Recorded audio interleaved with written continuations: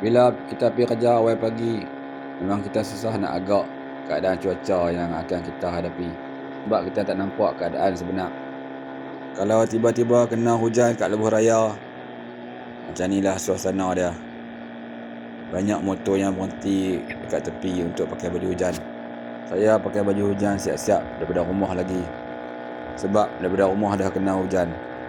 Jadi tak payahlah nak berhenti pakai baju hujan macam mereka ni. Bila lalu kawasan yang macam ni, saya tak akan masuk lorong kecemasan.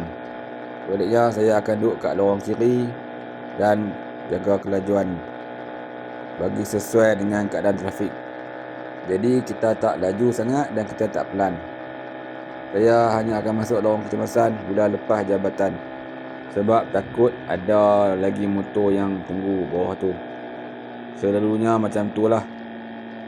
Lepas pada jabatan tu, payahlah nak ada motor parking tepi tu. Kali ni tengok ada jugalah, tapi tak banyak.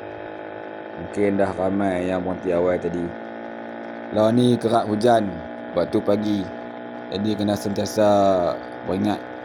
Saya pun kalau keadaan macam ni memang selalunya pakai baju hujan awal daripada rumah lagi. Tambahan pula kalau baju hujan tu tak simpan lagi sebab kena hujan kemarin. Sekian.